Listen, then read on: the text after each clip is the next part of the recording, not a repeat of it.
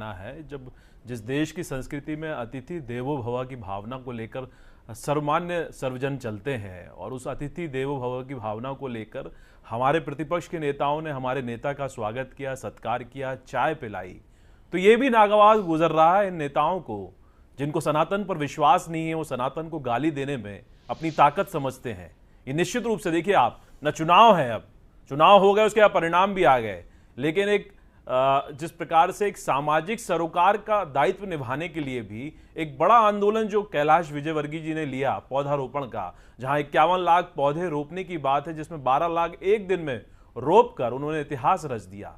उसमें सहभागिता इंदौर शहर ने बढ़ चढ़ कर ली और उसमें जिस प्रकार से प्रतिपक्ष को लेनी चाहिए उसका वो निमंत्रण देने गए। और निमंत्रण जो देने जाता है, इस देश की परंपरा है शरद जी, मैं भी आपके यहाँ जाऊंगा तो आप भी आतिथ्य करेंगे और आप मेरे आएंगे तो जो मुझसे बन पड़ेगा उस प्रकार का मैं आतिथ्य करूंगा। लेकिन कांग्रेस पार्टी को चूंकि संस्कृति पर विश्वास नहीं है, सनातन पर प्रहार करना है, चूंकि ये बदलती हुई कांग्रेस है जीतू पटवारी जी की, क्योंकि आपको याद होगा कहावत में कहा जाता है किसी व्यक्ति का असली चरित्र देखना है तो उसको पावर और पैसा दे दीजिए, भरपूर दे दीजिए, फिर उसका असली चरित्र आएगा। और जीतू पटवारी जी इसको साबित कर रहे हैं। आप याद करिए वो 2018 का कालखंड जब उस शिक्षा मंत्री बने थे तो कांग्रेस कार्यकर्ताओं को जूते मारते हुए यही जीतू पटवारी जी दिखे थे। अब आज फिर पावर में आए हैं, इस मद में है, चूंकि पद के बड़े मद में है तो कार्यकर्ताओं को गाली देने का काम चल रहा है। अब आप देखिए, चुनाव हारते हैं, 29 की 29 लोकसभा चुनाव हार जाते हैं, खंबा नोचने की स्थिति पैदा कर देते हैं, कार्यकर्ताओं को कहते हैं बेईमान है ये लोग, ये आस्तीन के सांप है, इन पर कार्रवाई करिए। मतलब गलत नियत आपकी, गलत नीति आपकी, चुनाव आप हार जाएंगे तो इन्हीं कार्यकर्ताओं को जूते भी मारेंगे। और अब तो और आगे निकल गए, महिला कार्यकर्ताओं को जूते मारकर बाहर निकालने की धमकी दी जा रही है।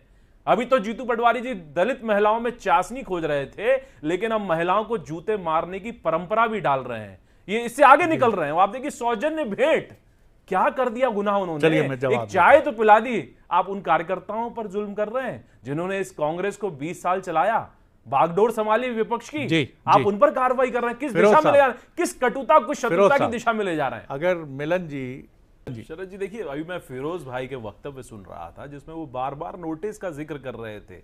अरे नोटिस सौजन्यता पे इतनी जल्दी तीव्रता से आप दे देते हैं, आखिर वो नोटिस क्यों नहीं जाता जो आपके ही विधायक साहेब सिंह गुर्जर आज एक दलित महिला को बाल खींचकर फेंक देते हैं बंगले के बाहर। आपका नोटिस उनको नहीं जाएगा, लेकिन इस सौजन्यता पे जाएगा जो बताता है चॉइस है आपकी, किसको नोटिस देना किसको नहीं देना। ये गलत दिशा में जा रहे हैं फिरोज भाई। अभी तो आप जिक्र कर रहे थे कि फोन पे हमारी चर्चा हो जाती है, हम डिबेट के पहले भी मिलते हैं, बाद में भी मिलते हैं, सौजन्य तरीके से मिलते हैं, विभिन्न मुद्दों में बात होती है।